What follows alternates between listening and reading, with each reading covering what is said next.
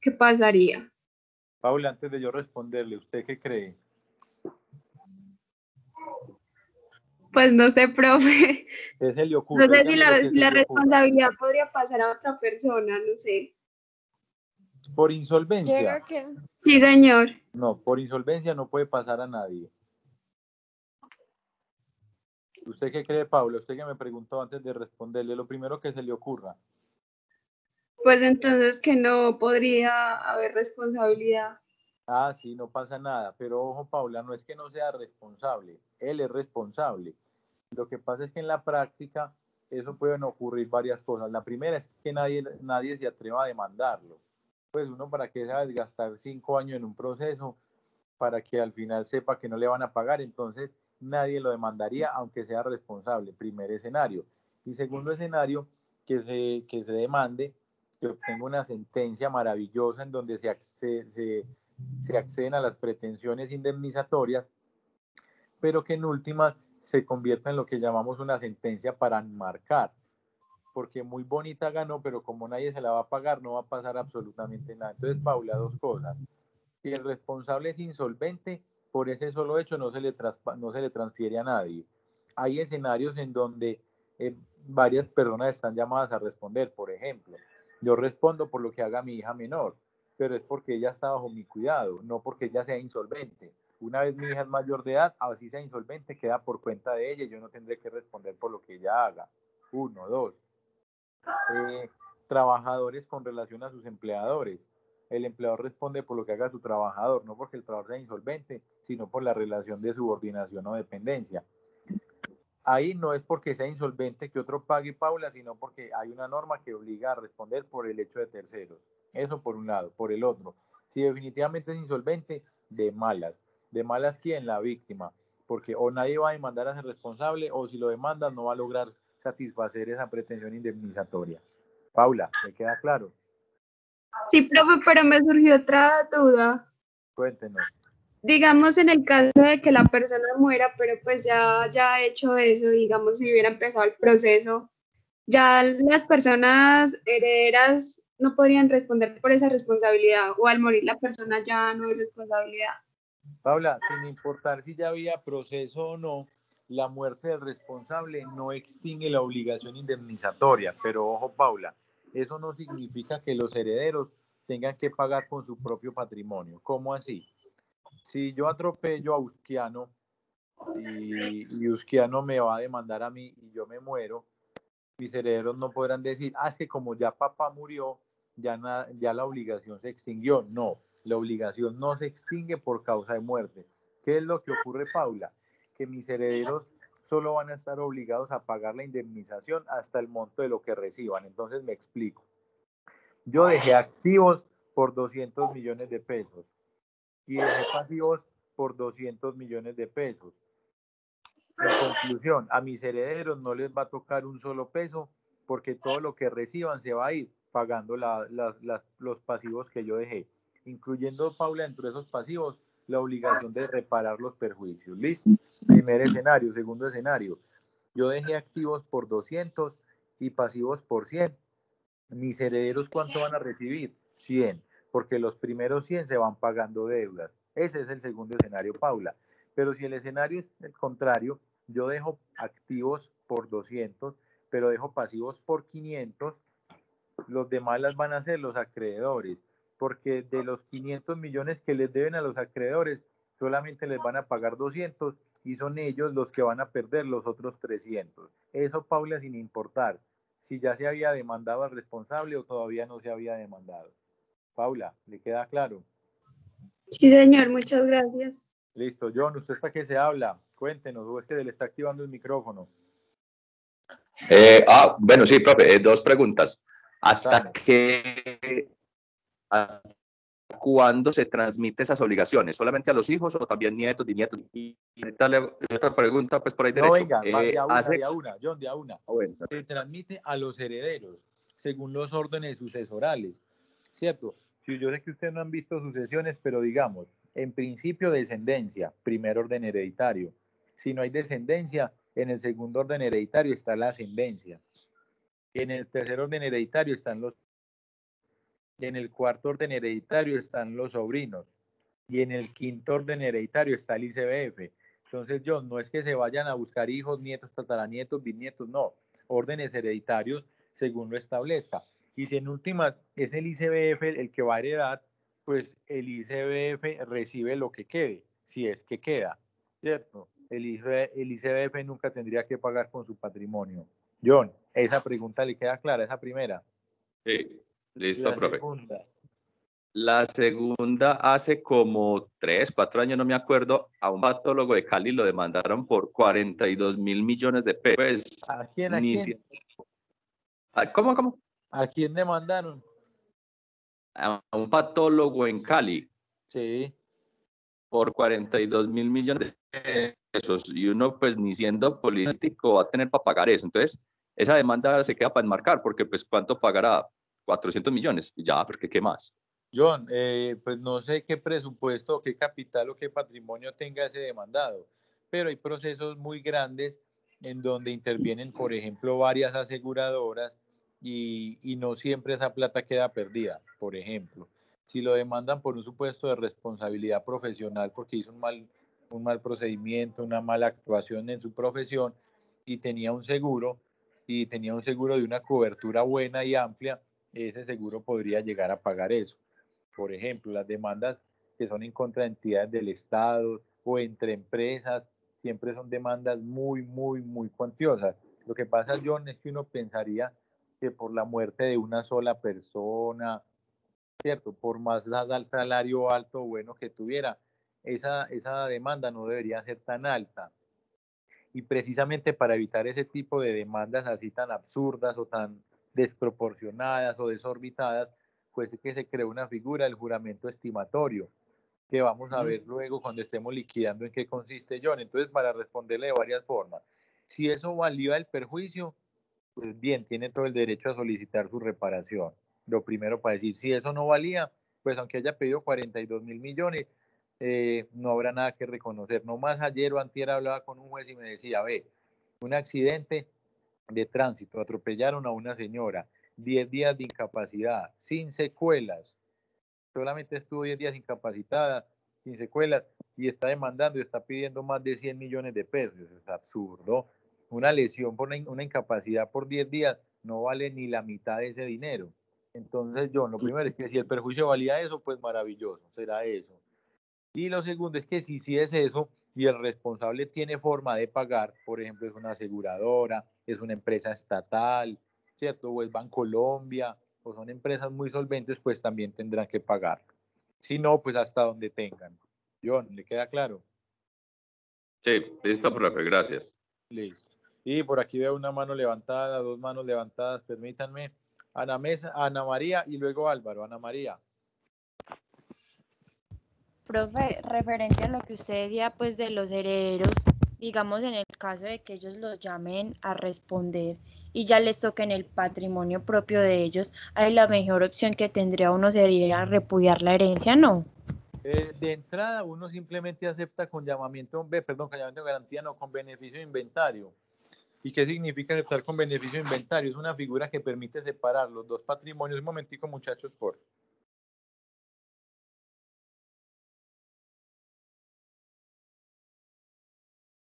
Entonces, muchachos, aceptar con beneficio de inventario lo que permite es separar el patrimonio del causante, el que fallece, y de los herederos.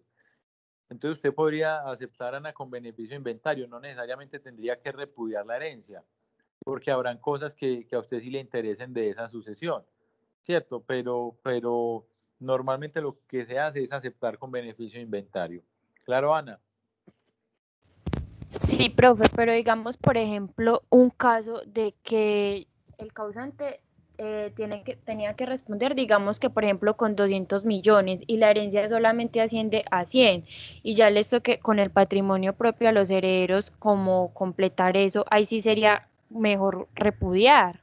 Ana, pero es que si aceptaron con beneficio de inventario, no les va a tocar pagar con su propio patrimonio. Eso es lo que estoy diciendo. Hay una figura que no implica Ah, necesariamente repudiar, listo. sino que el hecho de aceptar con beneficio de inventario ya permite que no tengan que pagar nada más. Solamente hasta 100, que fue lo que recibieron. Claro, Ana. Listo, profe, muchas gracias. Listo. Usquiano, tiene la palabra y bájeme la mano, porfa, de una vez. Profe, en el caso de prescripción, porque digamos que si yo me declaro insolvente, no tengo dinero, no tengo cómo responder, no tengo absolutamente nada, ¿cierto?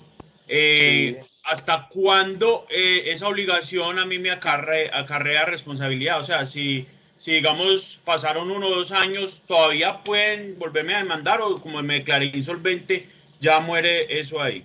Y Álvaro, la espere, antes de a una. Cuando usted me dice volverme a demandar, ¿es por qué? ¿Porque ya hubo demanda y sentencia condenatoria o cuando usted me dice volverme a demandar? Sí, digamos que... Acláreme ese primer punto. Bueno, digamos que es algo responsable de lo que pasó y todo eso. No Ya tengo lo declararon, ya hay sentencia condenatoria. no tengo con qué responder porque no tengo un peso, digámoslo así, ¿cierto? Esa sentencia, Álvaro, esa sentencia prescribe a los 10 años. O sea que de ese momento tienen 10 años para demandar, dicen algunos. Otros dicen que tiene 5 años porque lo equiparan a un título ejecutivo como una especie de título valor. Entonces, según, pero digamos que la prescripción normal es de 10 años y esa sentencia podría esperar hasta 10 años para ejecutarla. Entonces, si por ejemplo consigue, yo lo demando, usted me demanda a mí y cuando me condenan, perdón, yo estoy insolvente y entonces yo, como yo no sé nada de eso, yo me quedo tranquilo y yo me insolventé para no pagarle, pero como va pasando el tiempo, a mí se me olvida y pasados 3 años yo me compro un carrito, luego me compro una casa y lo pongo ya a nombre mío todo. Ahí usted inmediatamente puede caer porque usted tenía hasta 10 años para demandar, Álvaro, pero porque ya había sentencia, es decir, usted tiene un tiempo para demandar en responsabilidad, un tiempo que dependerá de cada supuesto, que no nos interesa incluso acá en daños, sino que nos interesará es en responsabilidad. Y si usted ya demandó, otra cosa es la efectividad o el tiempo que usted tiene para hacer efectivo o hacer ejecutar ese fallo judicial, que es el escenario que usted está planteando. Entonces, Álvaro, no es que lo puedan volver a demandar, es que si ya hay sentencia, lo que puede hacerse es la ejecución de la sentencia, no un nuevo proceso de responsabilidad. Álvaro, esa primera pregunta le queda clara. Sí, señor. Y la segunda. La segunda es en el caso de que yo haga un proceso de insolvencia que se está viendo mucho ahora, digamos que logro, vea, estoy totalmente insolvente, no tengo dinero, pero lo único que tengo es esto. Puedo responderle con eso. Ese proceso ya ahí hace, o sea, como ese efecto de cosa juzgada. Álvaro, si es un ofrecimiento que hace el responsable para indemnizar a la víctima y la víctima acepta, eso pareciera que se da en el marco o de una conciliación o de una transacción. Y efectivamente, Álvaro, en esos dos escenarios, esa solución al conflicto al que las partes llegaron haría tránsito a cosa juzgada. Me explico, Álvaro. Entonces yo lo atropello a usted y yo le digo, Álvaro, la verdad, yo estoy quebrado. Es más, te voy a contar, yo tuve una vez un cliente que lo demandaron en un ejecutivo, él era cliente mío, pero luego le llegó una demanda a un ejecutivo, estaba quebrado ya y dijo, no, le dijo al demandante, perdón, al ejecutante, yo tengo esta camioneta, es lo único que tengo. Y el ejecutante dijo, bueno, pues transfiérame la camioneta. Y aceptó. Más allá del valor que tuviera la deuda o no, aceptaron que le iba a dar la camioneta como forma de pago, eso se llama dación en pago, y el título pues sería dación en pago, y es perfectamente válido siempre y cuando ambos estén de acuerdo. Es decir, Álvaro, la víctima en su caso, y en este caso en el otro que yo le planteé fue el acreedor, no estaría obligado a aceptar esa camioneta como pago, y la víctima pues tampoco podría decir, pues no está obligada a decir, deme la camioneta, pues no, la víctima es libre de aceptar o no. Si acepta, bien, y ya eso hace tránsito a cosa juzgada. Si no acepta, pues seguirá el proceso y ahí seguramente, como estamos hablando de alguien insolvente, al final de cuentas, pues no tendrá forma de recuperar esa reparación. ¿Listo, Álvaro? Listo, profe, gracias. Listo. Carolina Tangarife y luego Natalia. Carolina, tiene la palabra y bájeme la mano, por favor. Listo, profe. Profe, a mí se me generó una duda con respecto a la pregunta que hizo el compañero, la primera. ¿Quién se encarga de estar vigilando que, por ejemplo, el demandado se salga de esa insolvencia. Los demandantes son los que tienen que estar pendientes de los registros del demandado, o eso llegará al juzgado, ¿cómo es el proceso? Carolina, antes de responderle así como le decía a la compañera o al compañero al principio, ¿usted qué cree? ¿Que quién es el que debe estar pendiente si el deudor consiguió plata? Pero el demandante. El acreedor, ¿cierto? Entonces el acreedor es el que tiene que estar pendiente de si el deudor consiguió algo de dinero. Esa es una tarea exclusiva de él. Pero una cosa, Entonces uno tiene que Carolina, ser... ojo, Ah, pero venga y la interrumpo, hay que diferenciar dos escenarios. Si el deudor ya está en un proceso de insolvencia, él tiene que hacer un listado de todos los activos que tiene y él relaciona todo lo que tiene, ¿cierto? sí, Pero acá ya no estamos hablando de ese escenario, estamos hablando de que ya pasó lo que pasó y que el deudor no tiene plata. Entonces ya quien le interesa a verificar si tiene o no es al acreedor. Y por eso la tarea es de él, de estar mirando, pues no le va a decir todos los días, pero sí estar verificando si consiguió o no consigue algún bien. Claro, Carolina, la primera pregunta. sí, profe, Clara, ya esa era la Y la única que segunda, tenía. creo que eran dos preguntas. No, solamente era una. Ah, bueno, listo, Carolina. Listo, profe, gracias. No me acuerdo a quién le había dado la mano. Natalia, tiene la palabra y me baja la mano, porfa, Natalia. Profe, en el sentido de lo contrario, ahorita, por ejemplo, la persona que causó el accidente o el daño tiene mucho dinero, pero digámoslo que durante el juicio o algo así, pasa todos los bienes a nombre de alguien más, digámoslo así, quedando sin dinero o muy poco dinero. Ahí no habría nada que hacer, o también como pruebas de que realmente pasó como las cosas a nombre de alguien más durante el proceso. Natalia, opciones hay muchas, pero hay que demostrar que hay esa intención, ¿cierto? Porque es que puede que de verdad en el curso del proceso se haya quebrado y que no haya obedecido a un ánimo defraudatorio, ¿cierto? Entonces, Natalia, para responderle, si fue que de verdad se quebró, pues no habría absolutamente nada que hacer. ¿Por qué? Porque pues correspondió a una equivocación que tuvo en su empresa o tomó una mala decisión en la empresa y se quebró o lo que sea. Si de verdad quebró, absolutamente nada que hacer. Si obedece esa conducta a una obra fraudulenta, a una obra para ocultar sus bienes, para defraudar sus acreedores, sí podríamos tener varias opciones. Una sería un mecanismo penal por un delito que se llama alzamiento de bienes. Y es cuando el deudor esconde sus bienes con la intención de no pagarle a su acreedor, comete o incurre en ese tipo que, repito, Natalia, se llama alzamiento de bienes. Esa sería una opción. Y si no quieren las opciones penales, pues opciones civiles reconfigurativas del patrimonio, tendríamos por lo menos dos mecanismos. El primero se denomina pretensión pauliana, que es cuando hay ánimo defraudatorio. Entonces tendríamos que entrar a demostrar la mala fe de las partes para ese ánimo defraudatorio. Y si no logro demostrar la defraudación, al menos podría demostrar el otro mecanismo, la pretensión de simulación, en donde evidenciamos que con su conducta engañó a terceras personas y por eso ocultó su patrimonio. Natalia, ¿le queda claro? Profe, sí, muchas gracias. Sí. Muchachos, yo vi que habían dos personas más levantando la mano y se me olvidó. Veo a Isabela Gama en este momento. Isabela, tiene la palabra y bájeme la mano, por favor. Buenos días, profe. Buenos Profe, días. mi pregunta es, usted dice el ejemplo de la camioneta. La conciliación es prerequisito antes En el de... ejecutivo no. En el ejecutivo no. En este caso era un ejecutivo y no era prerequisito, sino que cuando le notificaron el auto que libraba mandamiento de pago al cliente mío, pues él dijo, no, pues yo no tengo nada con qué pagar. O sea, por más que el juez me condene, no tengo que pagar, solo tengo esta camioneta. Entonces buscamos el acercamiento con la contraparte y le hicimos el ofrecimiento, pero como se trataba de un ejecutivo, la conciliación no es prerequisito. En el caso que planteaba Usquiano, que era un proceso de responsabilidad en donde yo le digo al cliente, pues yo le digo a mi contraparte, señor, yo soy el responsable, pues, y le digo a aquel que atropellé, señor, yo sé que yo lo atropellé, pero también sé que yo no tengo un peso y solamente tengo esta camioneta. Eso podría hacerse en el marco de la conciliación, que es requisito de procedibilidad, porque ahí sí lo es, o en el marco del proceso, en cualquier audiencia que el juez haga, porque los jueces normalmente conceden un espacio para la conciliación. Isabela, ¿le queda claro? Sí, señor, muchas gracias. Yo sé que había otra persona con la mano levantada y se me olvidó quién era. ¿Quién sería? Bueno, entonces si no tienen más preguntas, vamos a seguir. Estábamos viendo, muchachos, los daños, ya vimos el daño material que es en las cosas y estábamos viendo el daño corporal que es en las personas. Y la clase pasada alcanzamos a ver los perjuicios patrimoniales que se derivan del daño corporal. Listo, recuerdan que hablamos del daño emergente, del lucro cesante y que enunciamos la pérdida de la oportunidad. Desde ya les voy a poner una tarea para la próxima clase.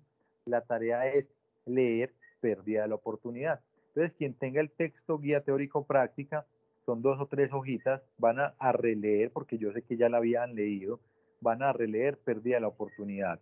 Y quien no tenga el texto guía teórico práctica, donde quiera, sentencias, en internet, etcétera, van a leer acerca de la pérdida de la oportunidad.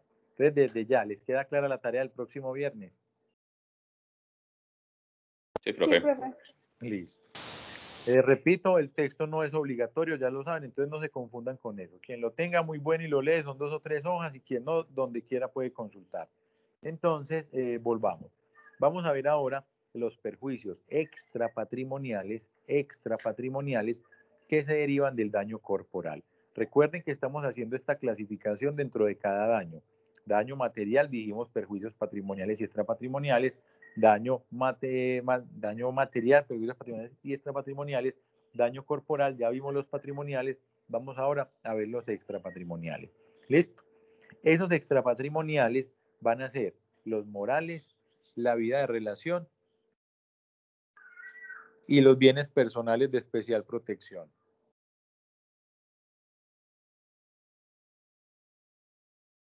Profe, qué pena, ¿va a repetir esa idea? Profe, ¿me repite eso?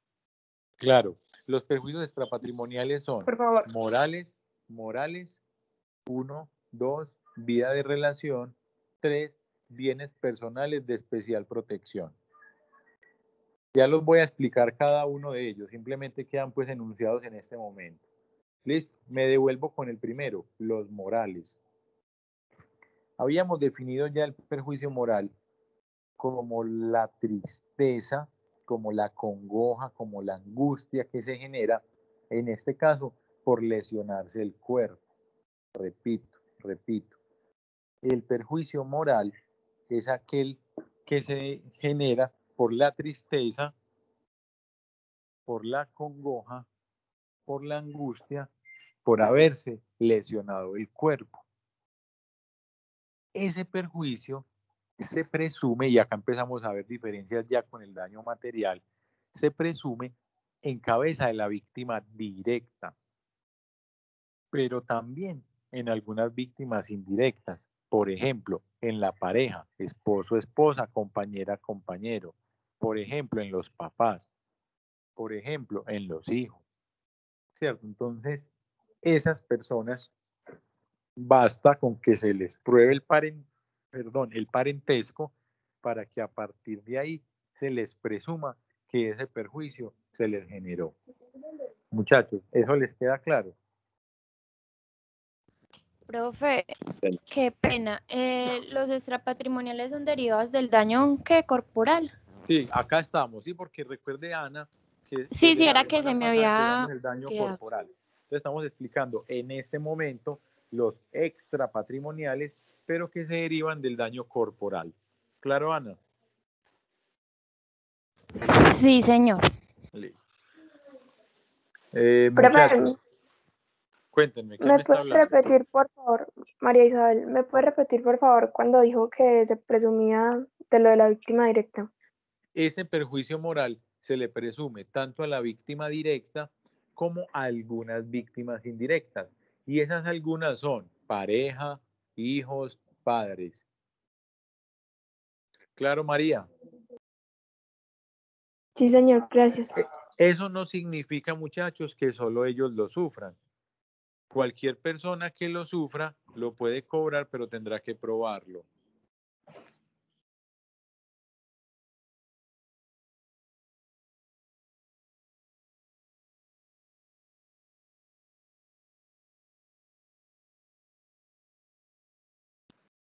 Profe, apagaste el micrófono. Profe, de silencio. Muchachos, sí, qué pena, alguien me silenció y no me di ni cuenta, qué pena, muchachos, nuevamente. Se le presume, eso no significa, perdón, que solamente ellos lo puedan sufrir. Lo que pasa es que si alguien diferente a ellos, a estas personas que les decía, lo quiere cobrar, lo tendrá que probar.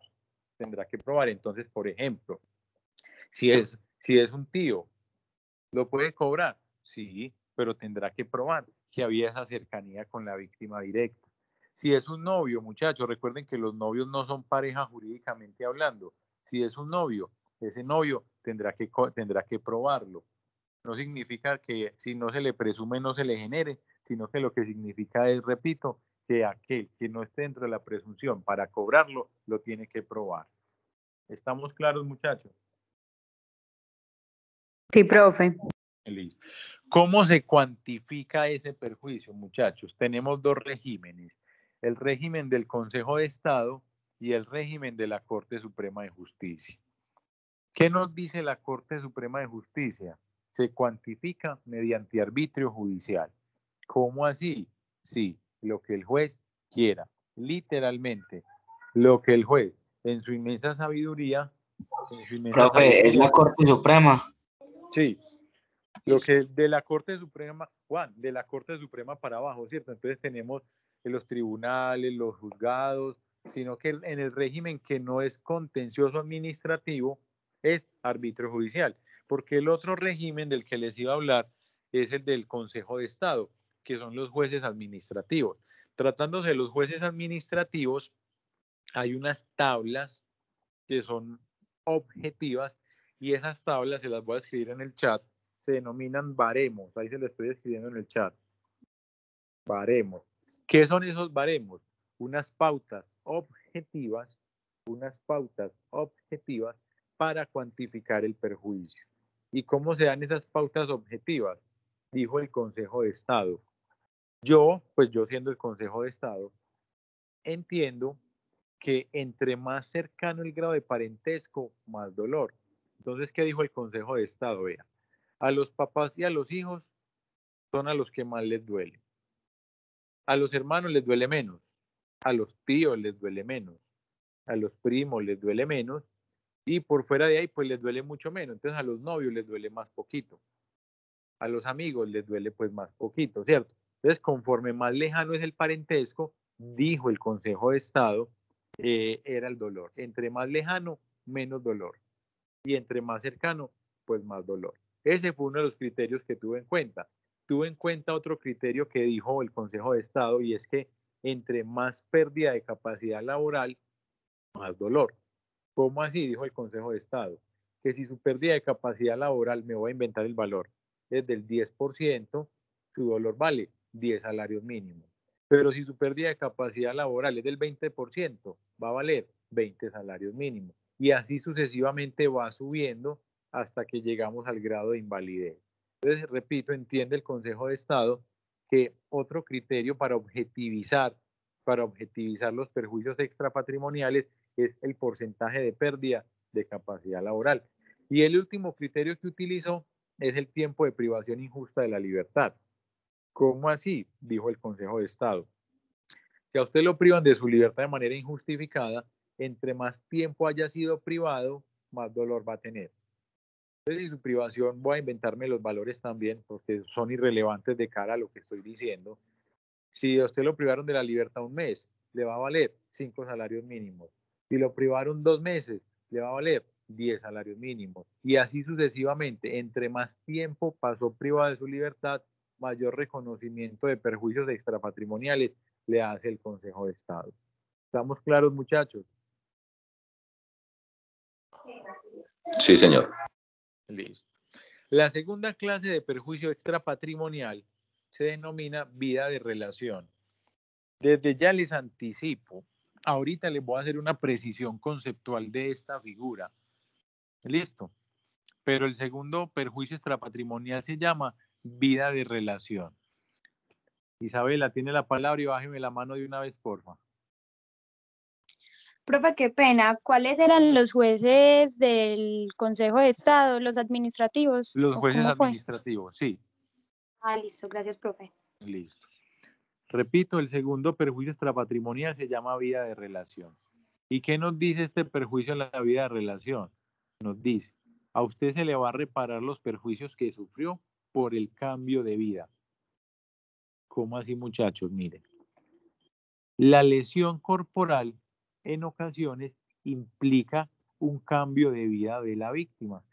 Entonces, ya la víctima no puede hacer o no podrá hacer aquellas cosas que hacía, pero ojo, que hacía porque le gustaba hacerlas, que hacía porque le generaban placer, que hacía porque eran lúdicas, porque eran recreativas. No se confundan, muchachos.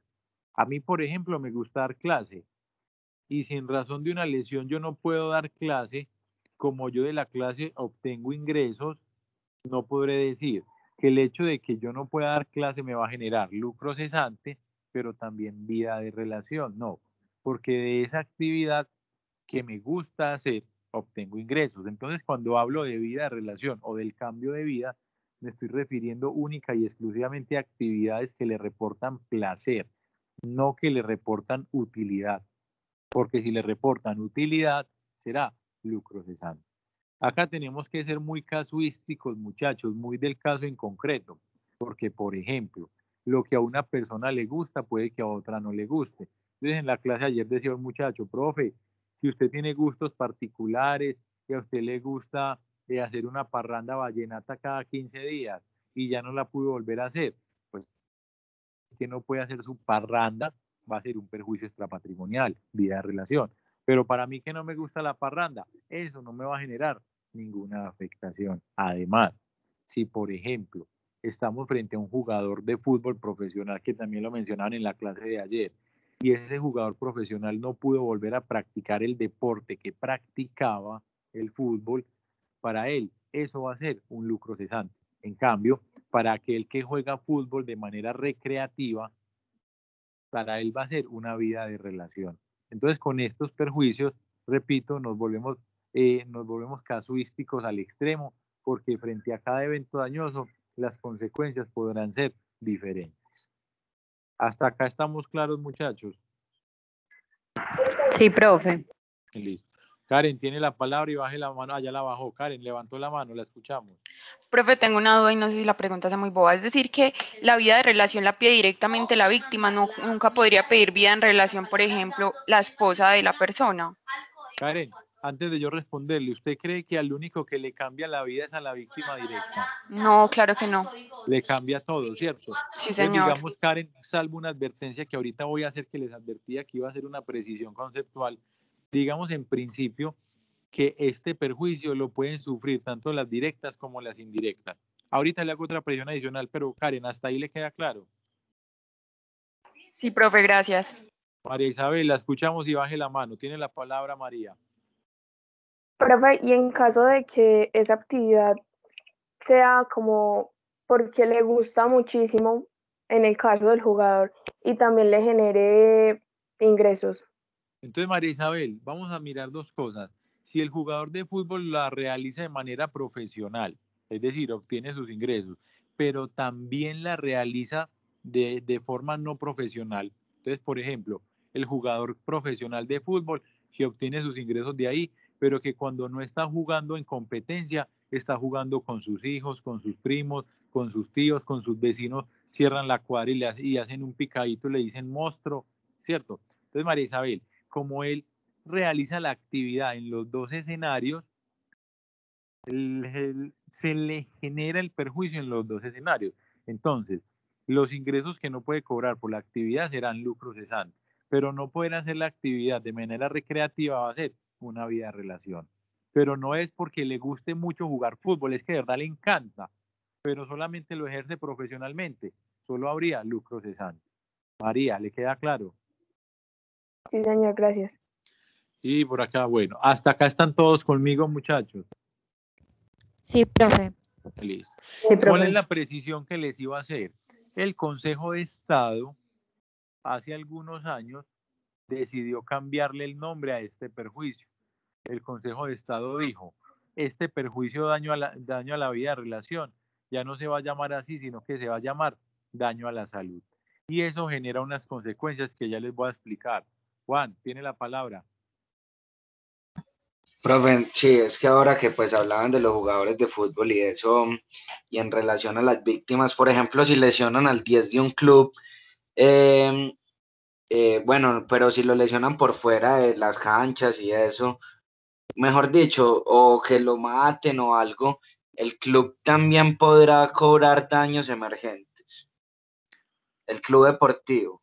Juan, antes de yo responderle, ¿usted qué cree? Y no me lo limite solo al daño emergente. Piense, por ejemplo, voy a decir una bobada porque yo no sé mucho de fútbol.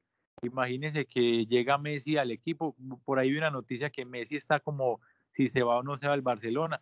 Supongamos que se fue del Barcelona y se vino para Atlético Nacional. Vamos a suponer esa bobada. Y entonces Nacional saca la camiseta con el número 10 de Messi. Y ya estando Messi acá, lo matan o lo lesionan, lo cierto es que tiene que salir del equipo. Entonces suponga, Juan, que Nacional deja de obtener ingresos por la venta de esa camiseta del 10. Juan, ¿usted cree que puede cobrar ese lucro cesante? Yo creería que sí, claro. Claro, sin duda alguna Juan lo puede cobrar, ¿cierto? Entonces nada impediría que hayan terceras personas que cobren ese perjuicio, pero ojo, mire que no estamos hablando de un cambio de vida, sino de un perjuicio patrimonial. No es que a la persona jurídica le cambió la vida por lo que le ocurrió, no, cobraría un perjuicio patrimonial. Por ejemplo, imagínese que yo soy un cantante muy famoso y usted es mi manager o mi representante y a mí me lesionan y yo no puedo dar la gira que íbamos a dar, olvídense del coronavirus, la gira que vamos a dar en Europa en esta temporada de otoño, ¿cierto? Entonces, ¿quién cobra lucro cesante? Yo por lo que dejé de ganar, pero también usted como empresario encargado de, ¿cierto? Entonces, cualquier persona que sufra esos perjuicios los puede cobrar. Juan, ¿le queda claro? Sí, señor, listo. Entonces, Ana, no es que se llame ahora, sino que para el Consejo de Estado se llama daño a la salud. La Corte Suprema le sigue diciendo vida de relación, pero el Consejo de Estado le dice daño a la salud. John, tiene la palabra y bájeme la mano, porfa.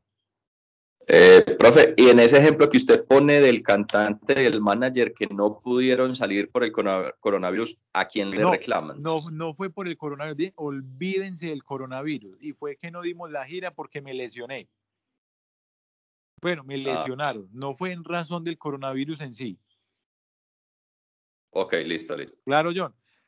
A ver, no es que le quiera hacer el quite a la pregunta. Hay quienes afirman que cuando todo esto se supere se vienen demandas contra China porque no controló bien, demandas contra cada uno de los gobiernos porque hicieron quebrar diferentes economías.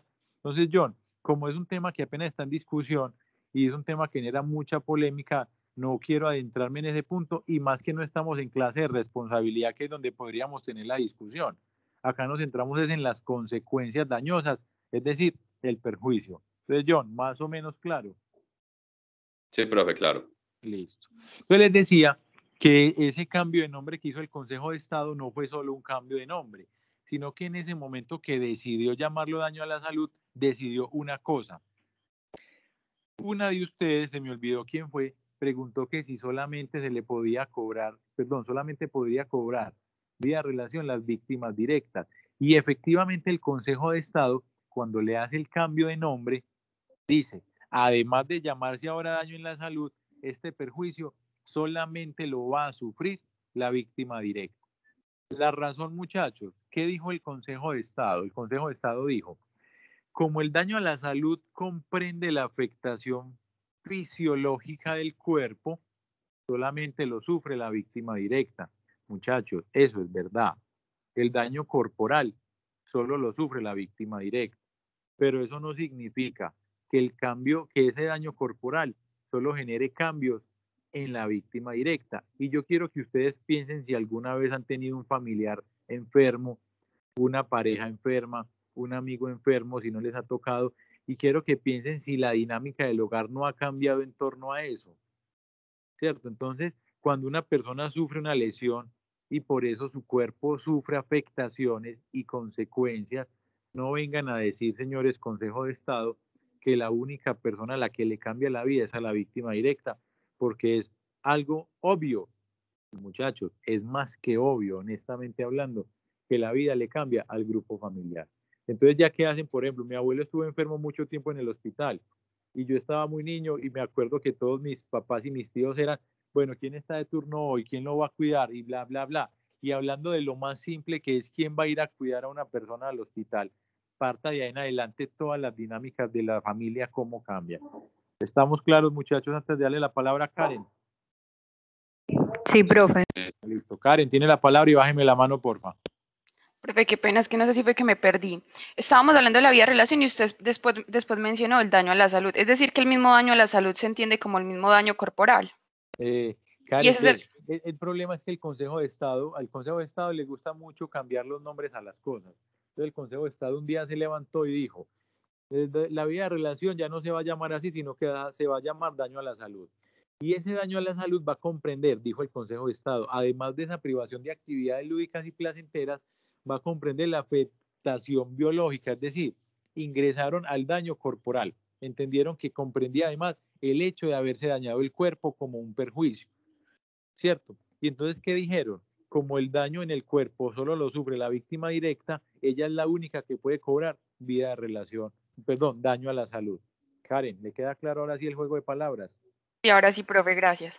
¿Qué pasa en la práctica, muchachos, al menos en Antioquia? Les cuento un chisme, y digo chisme porque no me consta, me han contado ya varias personas, que los jueces administrativos en Antioquia dicen, daño a la salud para la víctima directa, y para las víctimas indirectas siguen reconociendo la vida de relación. Repito cuál es la lectura que están haciendo los jueces administrativos acá en Antioquia, es decir, que el daño a la salud solo para la directa, pero le siguen reconociendo vida de relación para las víctimas indirectas. ¿Estamos claros, muchachos? ¿En qué consiste ese daño a la salud, profe? Ese daño a la salud, Juan, es la misma vida de relación. Lo que pasa es que el Consejo de Estado le cambió el nombre. ¿Qué es lo que decía ahorita?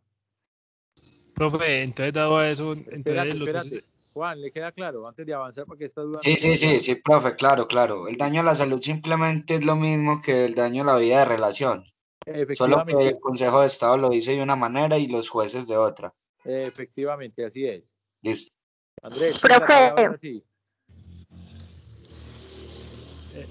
Profe, yo le iba a decir que entonces los jueces de Antioquia están reiterando porque están diciendo que reconocen los daños a la salud y la vida de relación. Pero es que como el Consejo de Estado dijo que el daño a la salud era solo para las directas, entonces no es que estén pagando dos veces. Condenan al responsable a que le pague a la directa daño a la salud y a las indirectas vida de relación. Entonces no es que estén pagando dos veces lo mismo. No es que a la misma víctima le estén dando dos conceptos, sino que como el Consejo de Estado limitó el daño a la salud para la directa, a la indirecta la comprenden dentro de otro concepto que es vida de relación. Andrés, ¿le queda claro? Sí, yo me quedo claro, profe. Listo, Natalia, tiene la palabra y bájeme la mano, porfa. Profe, entonces si voy a presentar esa misma demanda en Bogotá, no puedo alegar vida en relación, pero no yo podría.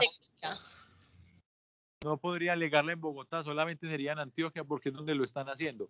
Ahora, digo lo de Antioquia porque el chisme me lo contaron en Antioquia. No sé en otros departamentos cómo lo estén haciendo, ¿cierto? Entonces, para responder a su pregunta, desde lo que me han contado, no podría en otros departamentos.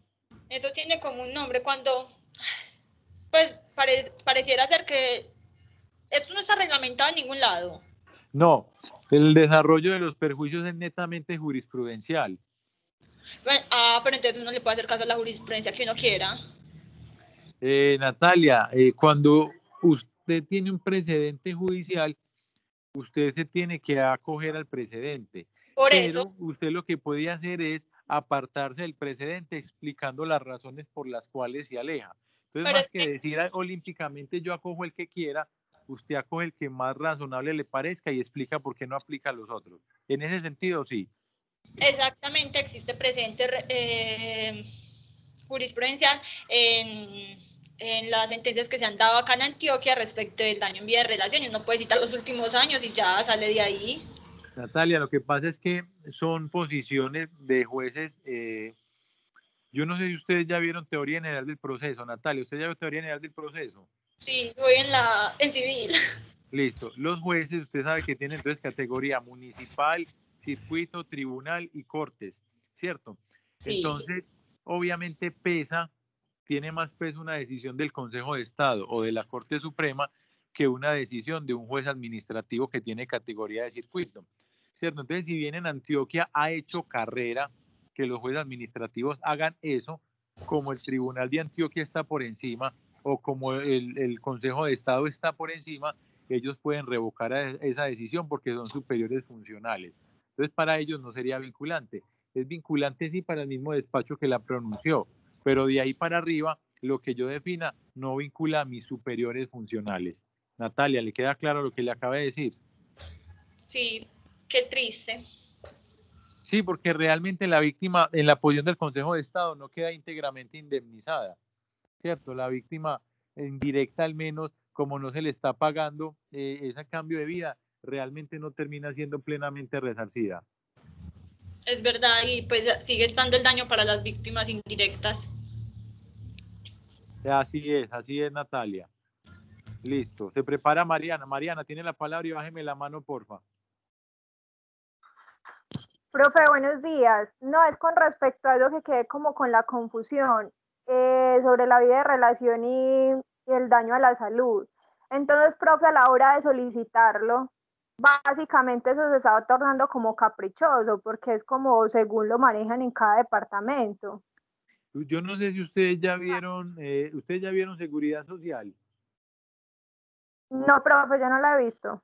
Les voy a contar un chisme. Hay una cosa que se llama incremento pensional y es que, ¿qué dice por ahí una norma?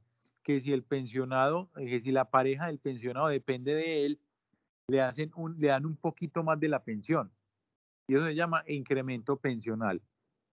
Imagínense que los únicos jueces, ahí sí lo digo casi que con conocimiento de causa, que los únicos jueces del país que lo reconocen son los de Antioquia.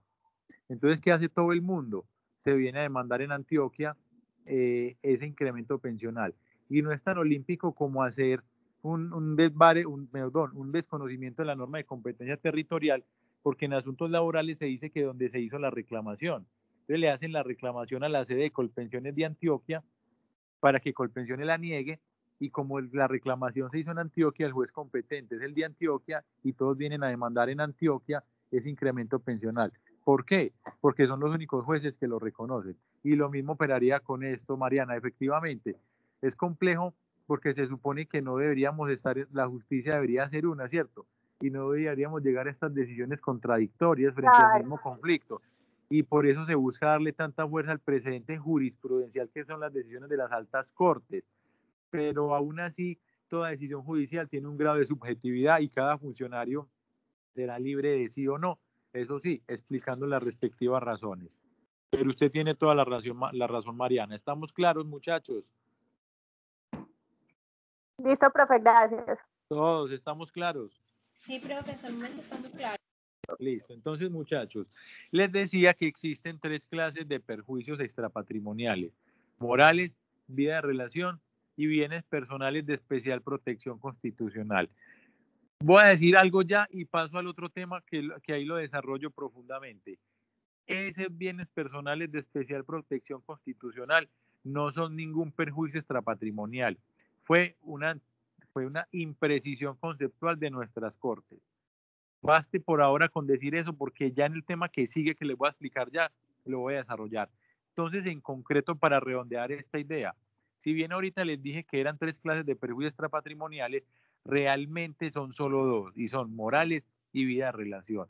Porque eso que se denominaron bienes personales de especial protección constitucional no son ningún perjuicio extrapatrimonial, como vamos a ver a continuación. ¿Les queda clara la idea, muchachos?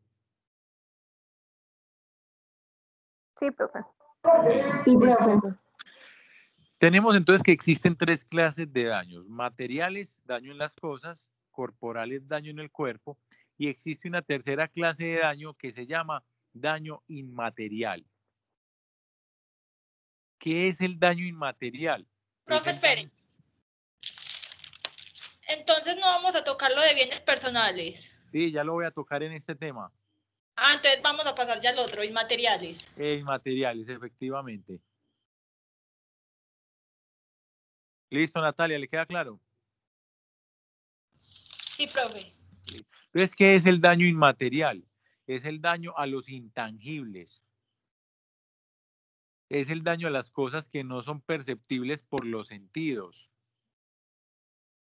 Por eso se ha dicho que este daño inmaterial es residual.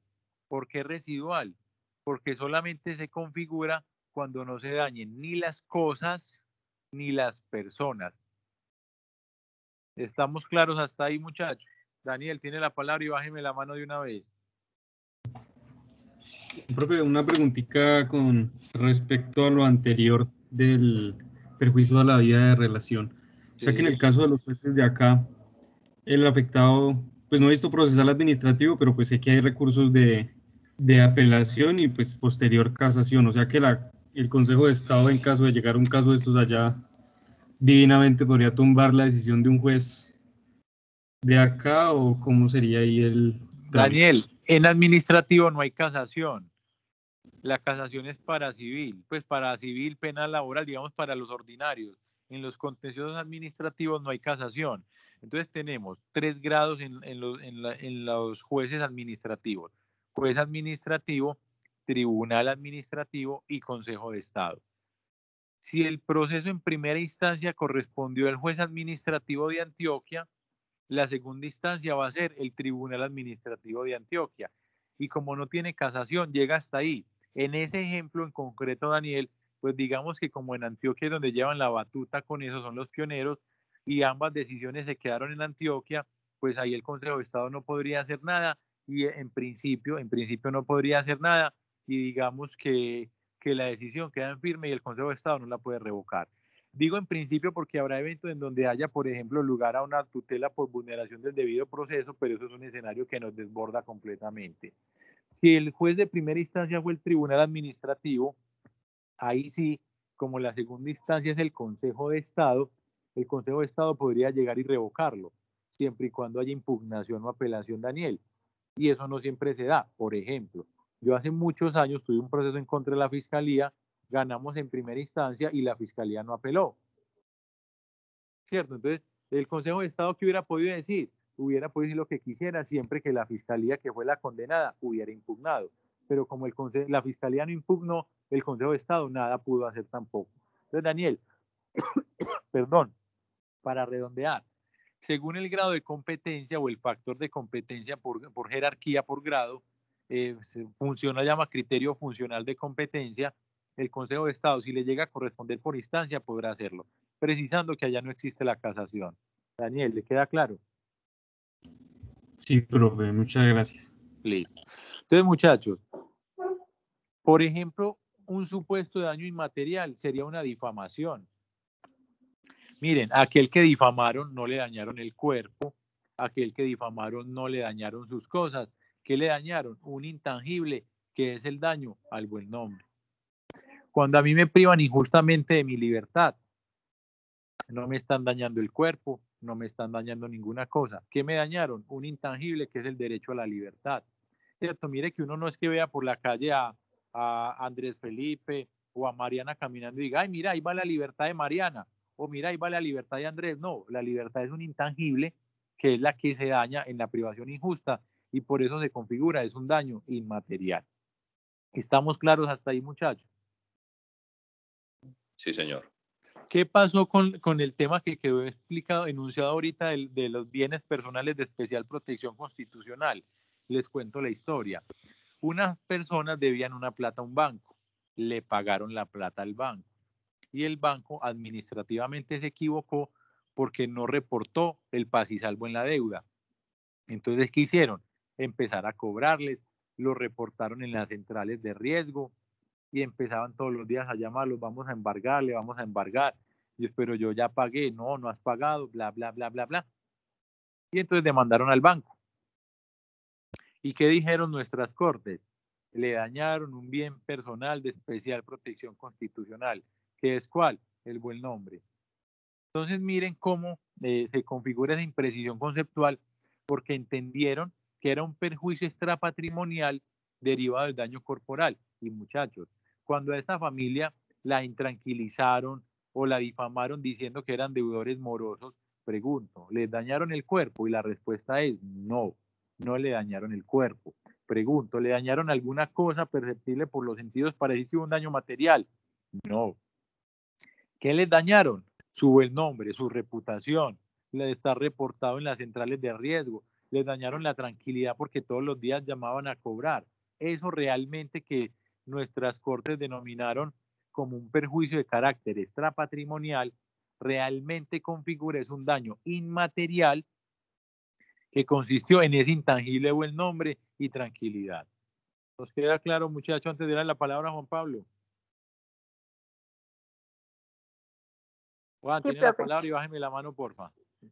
Profe, cuando usted anunció el daño inmaterial, dice que solo procede cuando no hay daño corporal ni daño material, ¿cierto? Sí. Pero en el caso, por ejemplo, de una privación injusta de la libertad, si dentro de la prisión sucede también un daño material, un daño corporal, ¿no se podría alegar también ese daño inmaterial en tanto hubo una afectación al cuerpo o una afectación moral, pero también una afectación a su buen nombre, a su libertad? Claro que sí, Juan. Lo que pasa es que son dos supuestos diferentes y de entrada te cuento, son dos responsables diferentes. Por la privación injusta de la libertad yo voy a mandar a la fiscalía y a la rama judicial, mientras que por aquello que me pase dentro de la cárcel voy a demandar es al IMPEC. Lo que pasa es que el uno no está subsumido en el otro. ¿Cómo así? Y creo que alguien lo preguntaba en este curso cuando comenzamos con este tema. Cuando usted me choca mi carro, Juan, usted me está dañando dos cosas, Juan. Me está dañando el carro en sentido físico, pero al mismo tiempo me está afectando mi derecho real de dominio sobre el carro. Juan, hasta ahí está conmigo. Sí, señor. Pero usted no me puede cobrar las dos cosas. No es que usted me cobre por dañar el carro y por afectar el derecho real de dominio, porque ese intangible derecho real de dominio queda subsumido en el daño material. El uno comprende al otro. En cambio, cuando hubo una privación injusta, pero además dentro de la cárcel se presenta una agresión, el uno no subsume al otro porque son dos supuestos diferentes. Y voy con otro caso para que me entienda. Usquiano, ¿está por acá? Sí, profe, aquí estoy. Listo. Entonces, Usquiano, ¿cuántos semestres has visto clase conmigo? Dos con este. Dos con este. Pero estás viendo la tercera materia conmigo, que es contratos y esta. Sí, señor. Te imaginas que Usquiano y yo tenemos una relación de amores y odios, ¿cierto? Porque él dice odiarme, pero aún así me persigue para todas las clases y aún así yo insisto en hacerle matoneo, aunque en todas las clases me bravé y me pone apodos y todo, listo. Entonces, imagínense que yo le hago matoneo a Usquiano mucho, mucho, mucho, me burlo de él, lo insulto, lo ofendo y un día me lo encuentro en el baño y digo, este es mi momento, Usquiano. Dame la plata que trajiste para la lonchera. Y me dice, no le voy a dar nada, oigan a este, que usted es Harry Potter, mijo, usted bien chiquitico y yo bien grandote, venga si viera que lo atiendo. Y me le voy y por cualquier razón yo logré golpear a Usquiano y le golpeé la cabeza y le generé una fractura porque se cayó. Pero además le robé el bolso. Juan, ¿está clara la historia, Juan? Pero es que si me da un cabezazo, si me mata. Con esta cabezota que tengo ahí mismo. Juan, ¿le queda clara la historia hasta ahí para empezar a desarrollarla? Sí, señor. Mire, Juan, que en esa historia tenemos tres cosas diferentes. Uno, la agresión corporal porque le generé la fractura. Dos, daño corporal. Dos, la afectación a sus cosas porque le robé la maleta. Y tres, el matoneo o el bullying o la libertad, libre desarrollo de la personalidad que yo le ocasiono a Álvaro. Entonces, miren que en ese ejemplo ninguna queda subsumida dentro de las otras. Y por eso yo les afirmaba que ese inmaterial era residual, en tanto solamente existía si no había un material o corporal, pero que lo subsumiera.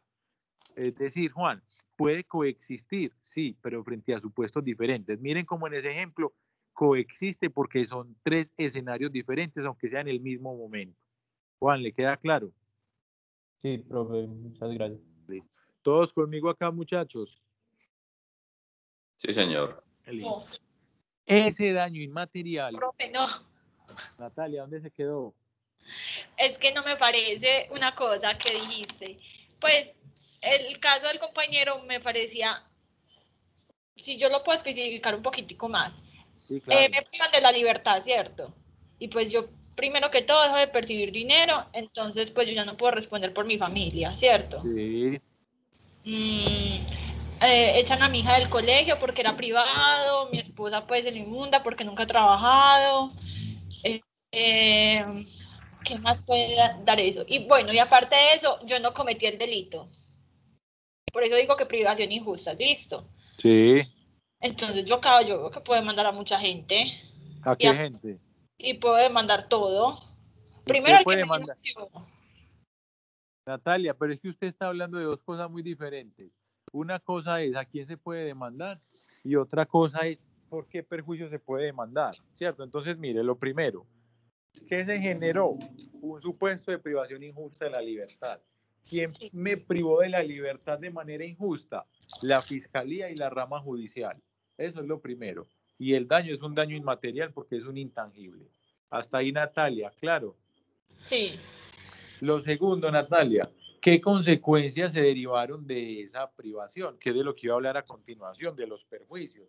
Porque recuerden que nosotros damos la discusión en dos escenarios. Primero identificamos el daño, ya lo identificamos como inmaterial, y luego pasamos a esclarecer qué perjuicios se generaron de ahí, que todavía no hemos hablado de eso en este momento. Solamente hemos dicho que es el daño inmaterial. Listo. Entonces puede acarrear perjuicios extrapatrimoniales y patrimoniales. Efectivamente, que todavía no hemos llegado a ese punto, pero sí, para allá íbamos en este momento. Sí, sino que es que uno lee el libro y el libro lo trata como de una forma, pero usted en clase lo hace como de otra manera, así. Claro, Natalia, es que en clase yo les explico lo que está en el libro, ¿cierto? No es que me esté contradiciendo, de hecho está lo mismo en otras palabras, porque no tiene sentido que yo venga a que yo me siente acá a leerles un libro, pues para eso no vengamos a clase, ¿cierto? Entonces yo vengo y les explico el tema, obvio con otras palabras, obvio de otra forma, porque si no, no tiene sentido. Paguen la matrícula, compre su libro y nos vemos para el final. Listo, profe, digamos. Listo. Entonces, muchachos. Profe. Hola. Es decir, que los bienes personales de especial protección no generan ningún tipo de perjuicio en los daños corporales, vendrían a generar como el perjuicio en el daño inmaterial, ¿no? Más que eso, Natalia, los bienes personales son un daño inmaterial. Más que viene a generar perjuicios en el daño, ese daño a los bienes personales de especial protección constitucional son propiamente una modalidad de daño inmaterial. Y a partir de ahí tenemos que pasar a configurar los perjuicios. Claro, Natalia. Listo, profe, gracias, sí. Listo. Entonces, ¿qué les decía, muchachos, de esos perjuicios? Esos perjuicios del daño inmaterial podrán ser patrimoniales o extrapatrimoniales. ¿Listo? Al igual que como hemos visto con los otros daños, patrimoniales o extrapatrimoniales. Y aquí les voy a hacer una precisión conceptual. Muchachos, ese daño inmaterial, perdón, ese daño inmaterial puede tener una relación con una cosa, pero también puede tener una relación con una persona. Y voy con un ejemplo para que me entiendan. Yo tengo una empresa, se llama Alejandro Gaviria SAS, es un ejemplo. Pero además yo soy Alejandro Gaviria, persona natural. Cuando difaman mi empresa, esa difamación tiene relación con una cosa, porque la empresa, la persona jurídica es una cosa. Mientras que si me difaman a mí, esa difamación tiene relaciones con una persona. ¿Eso nos queda claro? Profe, no. ¿Puedo volver a repetir la idea? Sí, claro. El daño inmaterial puede estar relacionado con cosas o con personas. Por ejemplo, cuando a mí me privan injustamente de la libertad, ¿a quién están privando de la libertad? ¿A una cosa o a una persona?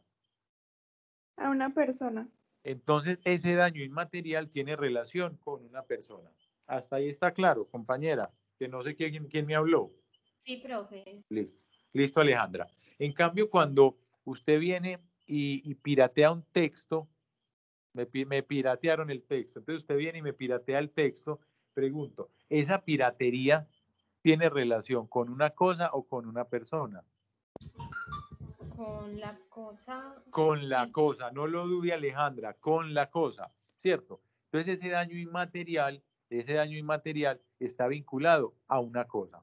Ahora sí les queda claro, es decir, nuevamente y recapitulo la idea, ese daño, ese intangible que estamos dañando puede estar vinculado o a una cosa o a una persona. ¿Estamos claros ahora sí todos hasta acá?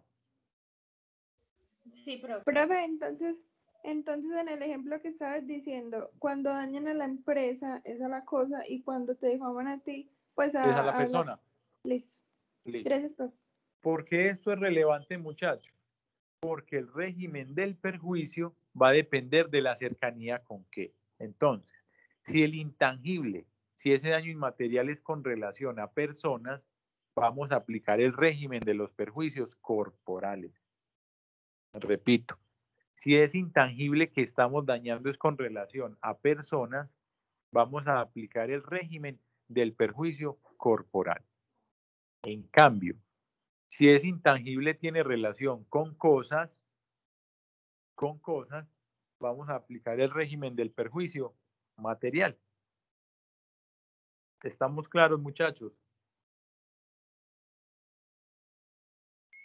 No, profe. Sí, profe. Profe, no, me repite la idea, por favor. Claro que sí. Entonces, Natalia, ahorita que me dijeron que habían difamado a la empresa, como esto tiene relación con una cosa, Natalia, hasta ahí la tiene clara, Natalia. Difamar la empresa es un intangible con relación a una cosa. Entonces, como lo afectado tiene relación con cosas, todo el régimen de los perjuicios que vamos a aplicar es ¿cuál? El de los daños materiales.